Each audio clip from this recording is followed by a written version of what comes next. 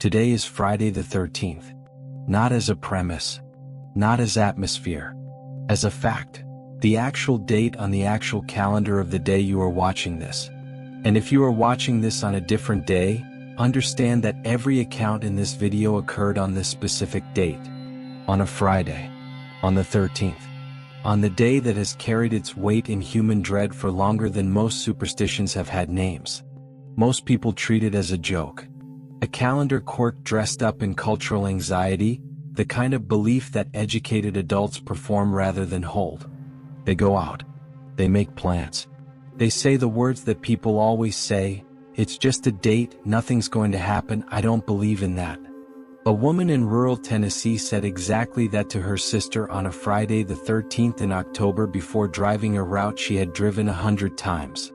She did not arrive.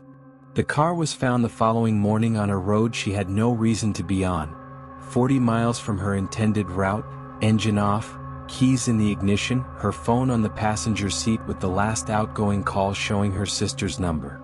The call had connected. Her sister had answered. There were 11 seconds of audio before the line went dead. Her sister has never described what those 11 seconds contained. A group of 4 friends in upstate New York decided to spend a Friday the 13th at a lake house specifically because of the date.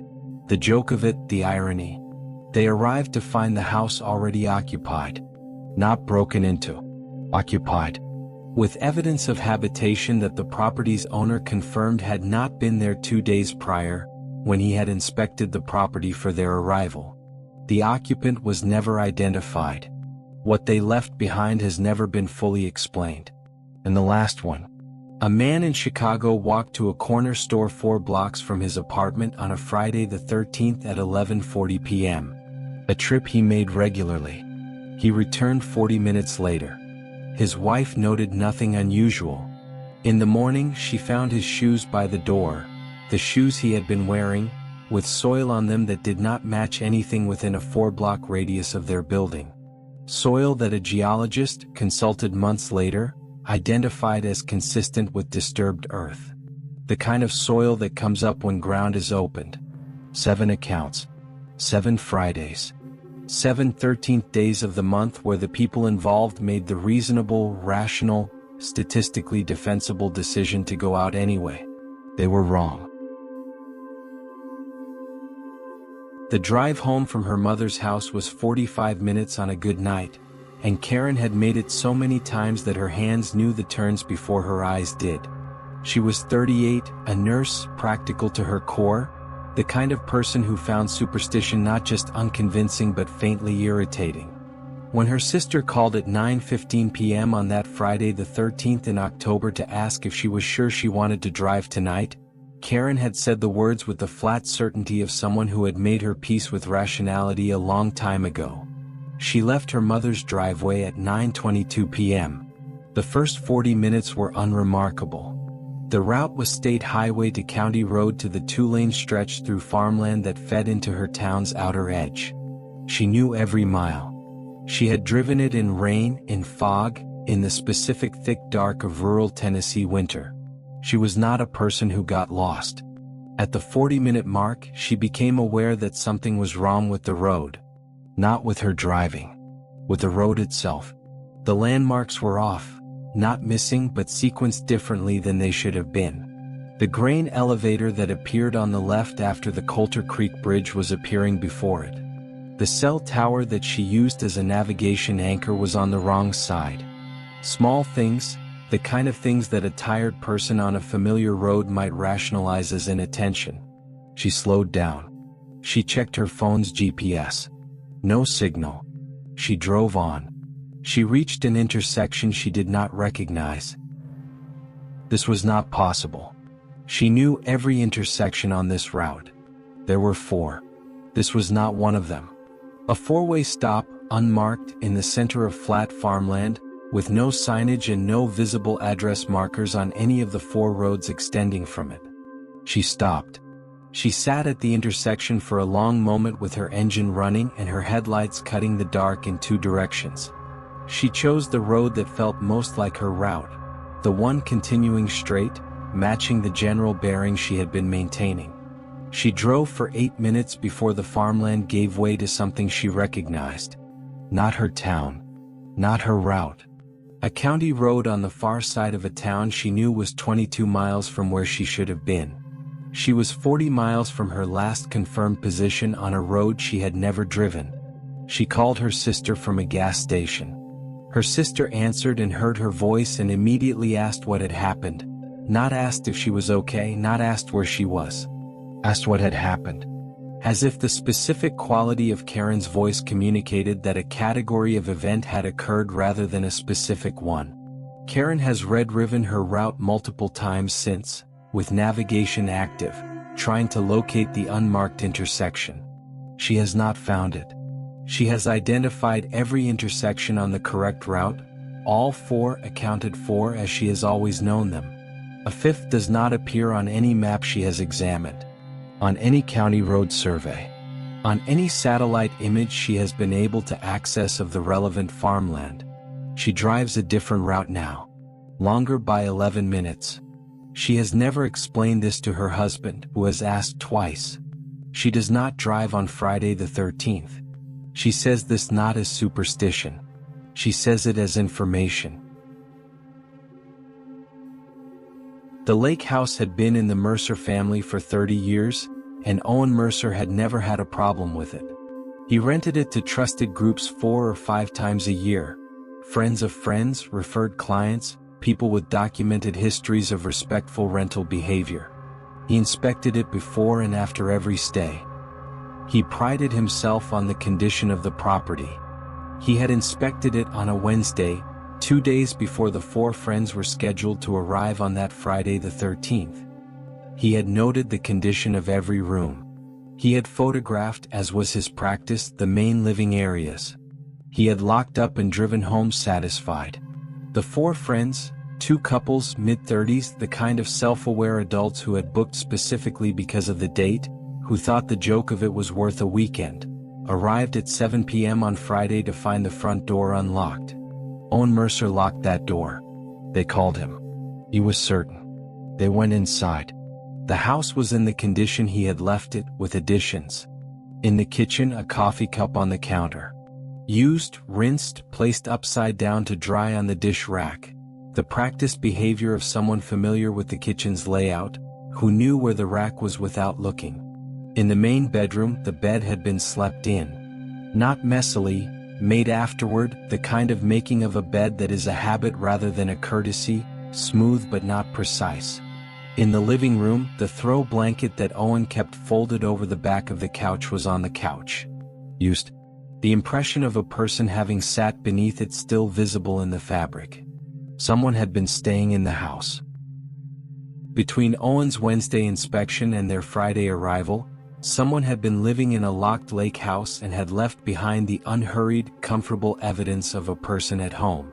They called Owen again. He drove out, 40 minutes. He walked the house. He confirmed what they described.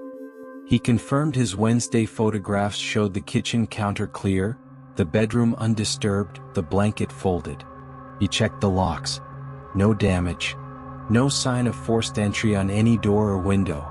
The house had been entered without a key by someone who had then used the key that opened the door from the inside. The deadbolt, which locked and unlocked from the interior without a key at all. Someone who was already inside on Wednesday when Owen had inspected. Who had remained inside through his walkthrough, through his photographs, through his satisfied departure. Who had then left between Wednesday and Friday, leaving the front door unlocked behind them. Owen checked every room, every closet, every space a person could occupy while remaining undetected during a walkthrough. He found nothing. He found no explanation for how he had missed a person in a house he had systematically inspected. The 4 friends stayed. They had driven 4 hours and they were not willing to let the date beat them. They stayed and they slept and they were fine and nothing else happened.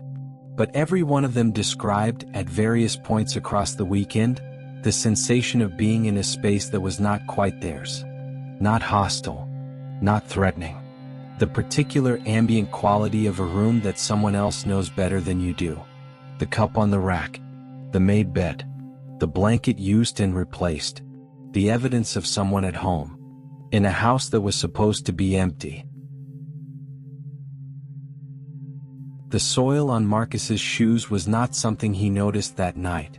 It was something his wife noticed the next morning, and by then it was already the thing that changed the texture of an ordinary story into something neither of them has been able to categorize since.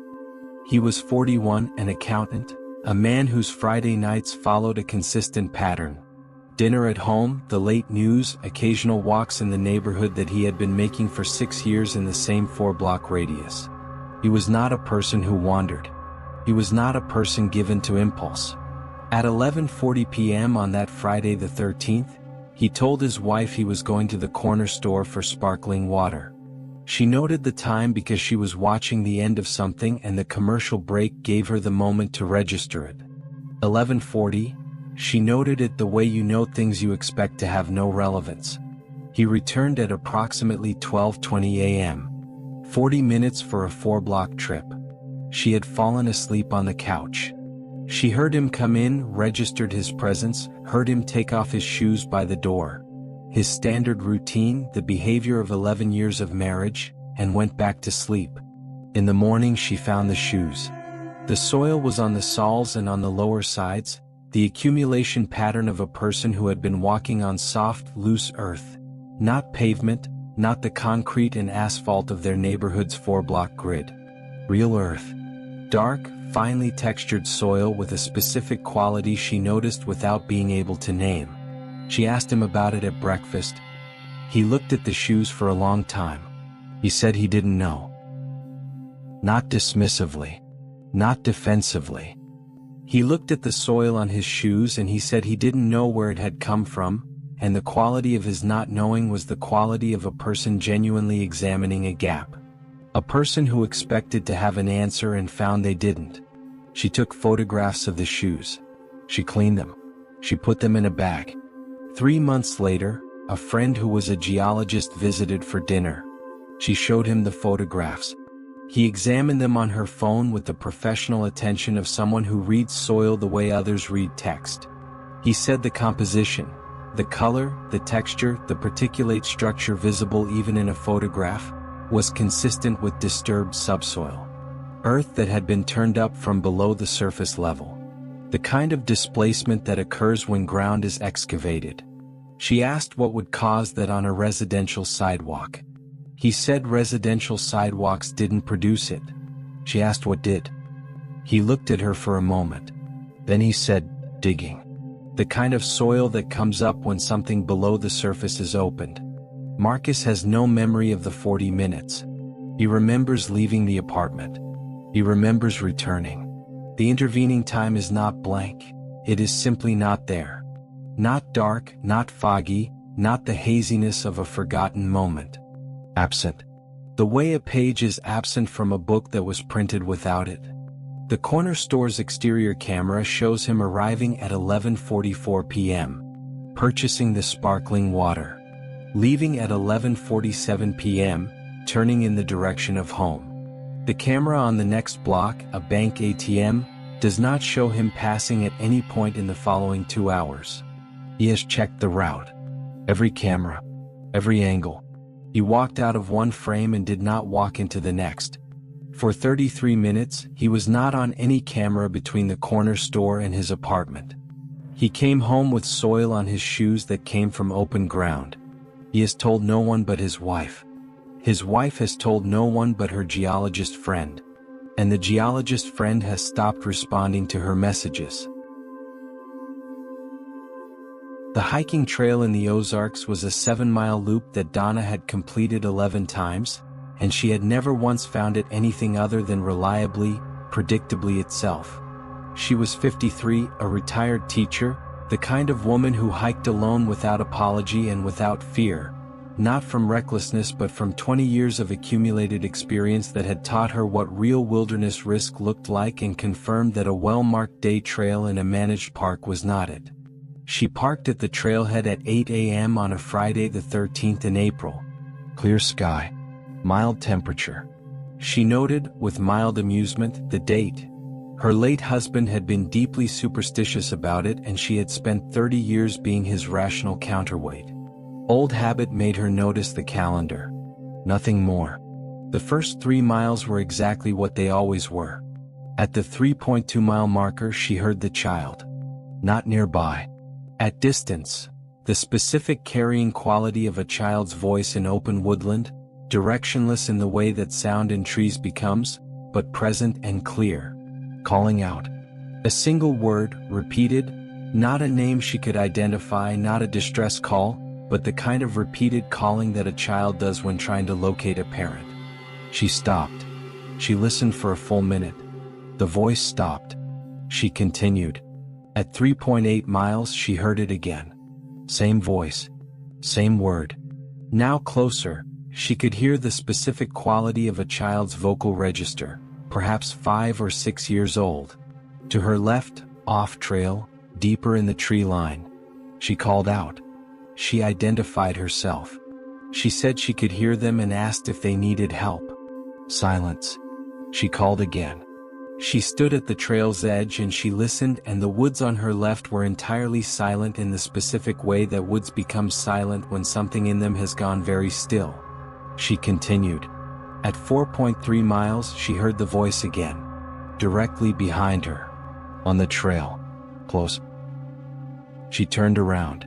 The trail was empty for the full visible length behind her. A straight section, approximately 300 yards, nothing on it. She walked the remaining 2.7 miles to the trailhead without stopping. She did not hear the voice again. At the trailhead, she spoke to the park ranger on duty. She described what she had heard. He asked her for the locations. She gave him the mile markers. He wrote them down. He did not appear surprised. She asked if other hikers had reported similar experiences. He was quiet for a moment. Then he said yes. Not recently. But yes. She asked when. He said the reports went back about 20 years. Always on this specific trail section. Always the same description.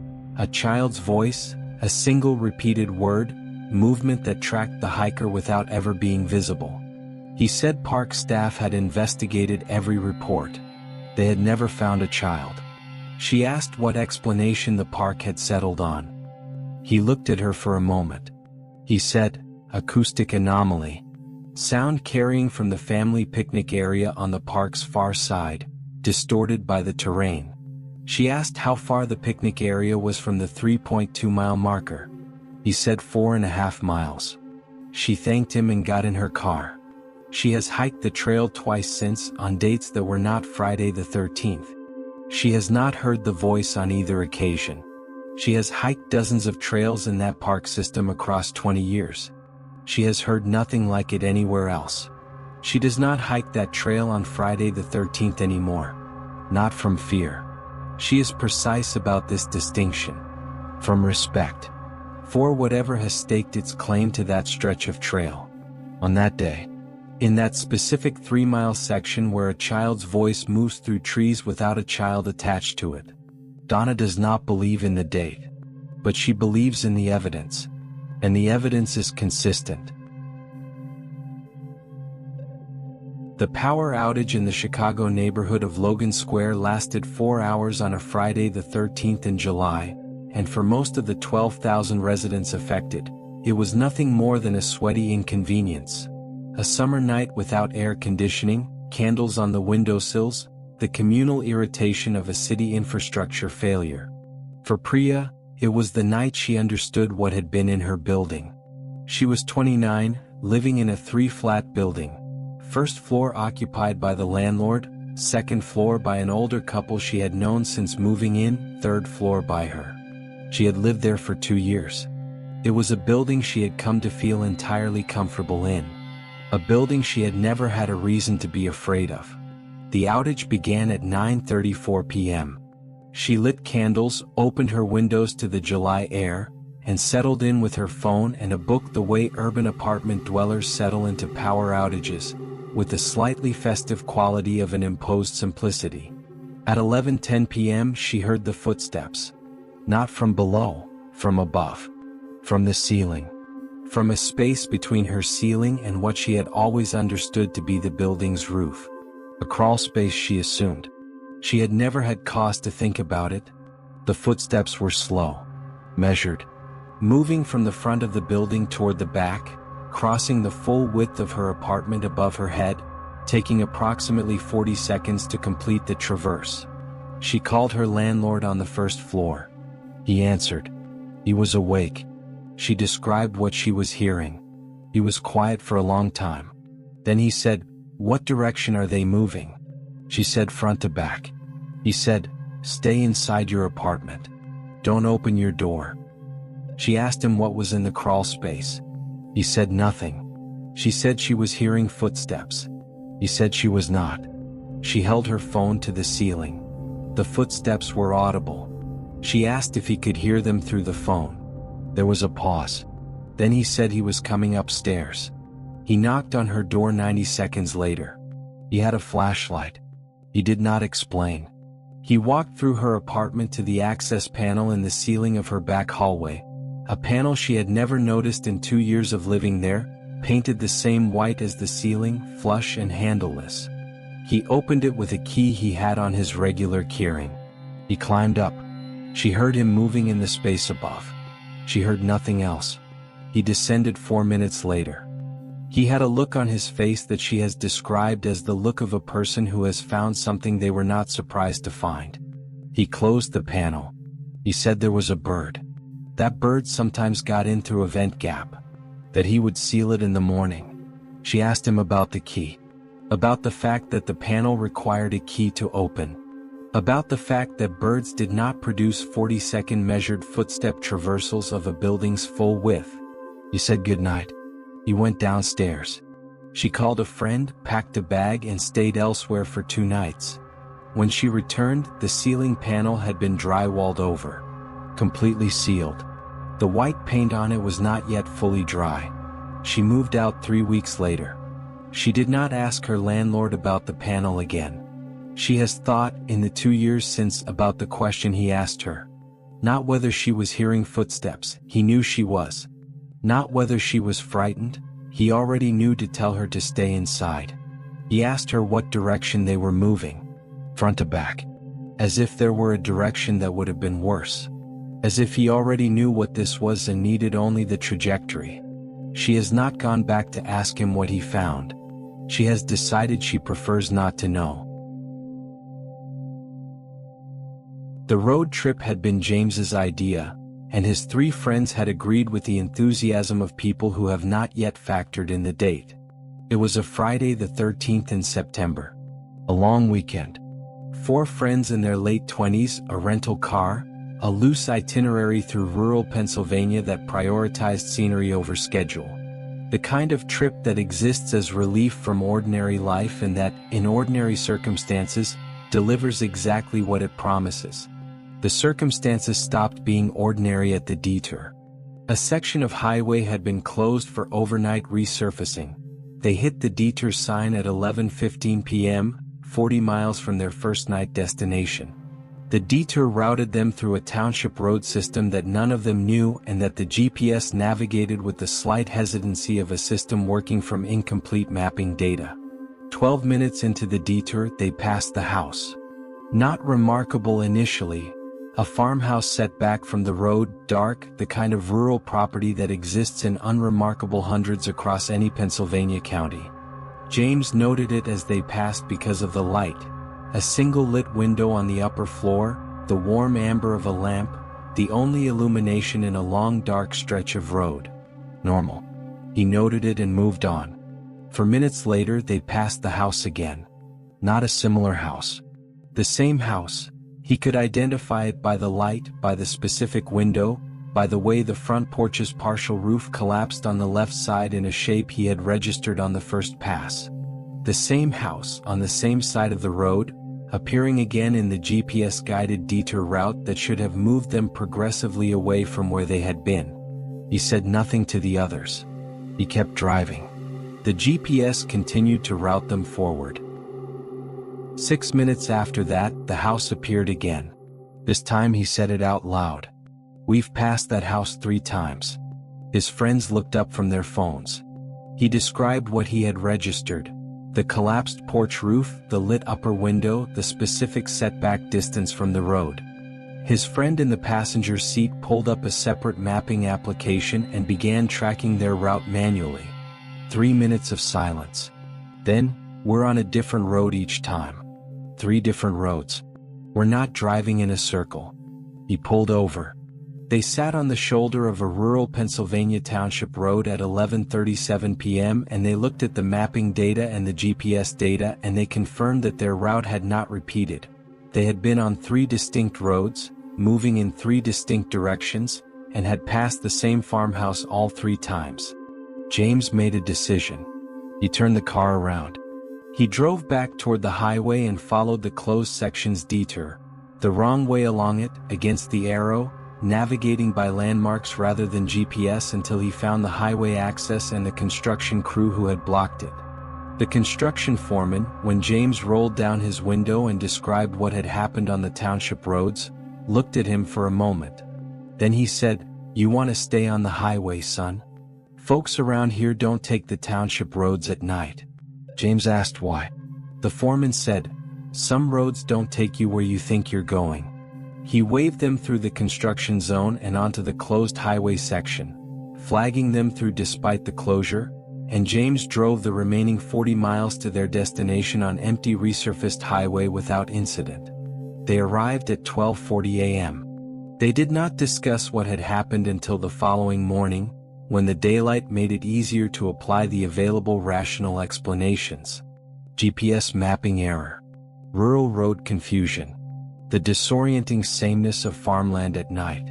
James accepts these explanations. He does not take detours on Friday the 13th.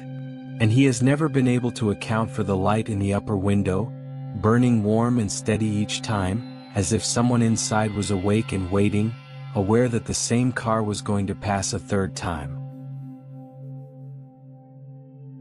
The last account belongs to a woman named Claire, and it is the one I have thought about the longest because what makes it most disturbing is not the event itself. It is the timing. Claire was 34, living alone in a mid-century house on the outskirts of Knoxville, Tennessee, a house she had bought 2 years prior and loved with the specific attachment of a person who has found for the first time a space that feels entirely theirs. She was grounded, perceptive, not given to drama. She had no strong feelings about Friday the 13th in either direction. On a Friday the 13th in November, she woke at 3:10 a.m. to the sound of her front door. Not a knock. Not someone attempting entry. The sound of her front door opening, the specific sequence of the deadbolt disengaging, the weather stripping releasing, the door swinging on its hinges. The sequence of sounds she had heard every day for 2 years and knew the way you know your own heartbeat. She was out of bed and at her bedroom door in seconds. She opened it. Her hallway was empty. The front door was closed. She walked to the front door. The deadbolt was engaged. The chain was on. Both as she had left them before going to sleep. She checked the house. 20 minutes, every room, every closet. Nothing. She went back to bed at 3:38 a.m. She did not sleep again. At 6:15 a.m. her phone rang. Her mother. Her mother never called before 9. It was one of their long-standing understandings, a boundary established years ago and never violated. Her mother said, "I need to tell you something. I had a dream about your house last night and I need to tell you." Claire asked what time. Her mother said she had woken from it at 3:10 a.m. She had lain awake until 6, deciding whether to call. Claire asked her to describe the dream. Her mother said she had dreamed she was standing outside Claire's front door. That it was night. That she had been trying to decide whether to go in. That something was wrong inside the house. Not a specific wrong, not something she could identify, but a wrongness she could feel from the outside. A change. As if something in the house had shifted into a different state. She said in the dream she had decided not to go in. That she had turned away from the door. That turning away had felt like the right decision. And then she had woken up. Claire asked her what the dream had felt like. Whether it had felt like a normal dream. Her mother was quiet for a moment. She said no. It had felt like the other kind. Claire sat with that. She asked her mother, carefully because her mother was not a superstitious woman and would not appreciate being humored, whether she had any sense of what the wrongness inside the house had been. What had changed? Her mother said, it felt like something had been there that shouldn't have been. Past tense. Like it had already left by the time I was at the door. Like I was arriving just after something had gone. Claire has spent a year with this conversation. With the 3:10 a.m. synchronization, her front door opening to nothing at the exact minute her mother woke from a dream of standing outside it. With the description of wrongness, of something that had been and left. With the decision her mother's dreaming self had made, to turn away, to not go in. She has thought about what it means that whatever opened her door at 3:10 a.m. had already left by the time she checked. Had opened the door, had performed the specific mechanical sequence of departure, and was gone before she reached the hallway. Not hiding. Not caught. Leaving. In the way that something leaves when it has finished what it came to do and has no further reason to stay. She has no idea what it came to do. She has no idea whether it did it. And the part she returns to most, the part that keeps her awake on the 13th of each month, and most especially on the ones that fall on a Friday, is the question her mother's dream raises without answering. If her mother had not turned away, if the dreaming version of her mother had pushed open the door and gone inside, into a house where something had just been and was in the last seconds of its leaving, what would she have seen? Her mother, when she asks, says she doesn't know. She says she made the right choice not to go in. She says this with the certainty of a woman who was not, until that night, the kind of person who trusted that kind of certainty. 7 accounts. 7 Fridays. 7 13th days where the people involved made the rational choice to go out, to stay in their routines, to refuse the date its mythology. A road that deposited a woman 40 miles from her route with no account of the intervening distance. A lake house occupied by someone who lived inside it undetected through an inspection and left when they were ready. Soil on a man's shoes from open ground with 33 minutes of his night unaccounted for on every available camera. A child's voice on a trail that has been tracking hikers for 20 years without ever producing a child. Footsteps above a ceiling and a landlord who asked about direction before anything else. A farmhouse with a lit window that appeared on 3 different roads to a car that was not driving in circles.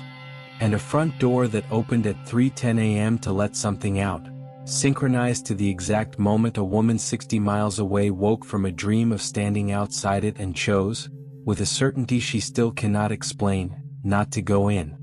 Today is Friday the 13th. The date you decided to watch this. I'm not going to tell you that this means something. I'm not going to construct the easy ending where the date is the explanation and the explanation is the comfort. What I will tell you is what these 7 accounts have in common, and it is not the date. It is the moment just before. The moment where each of these people made a decision, to drive, to stay, to walk out, to keep going, that felt completely ordinary. That felt like every other decision they had made on every other day. That gave no warning of what it was the first step into. That is the thing the date cannot account for. Because those moments happen on other days too. The date just makes us pay attention. If this unsettled you, you're not alone.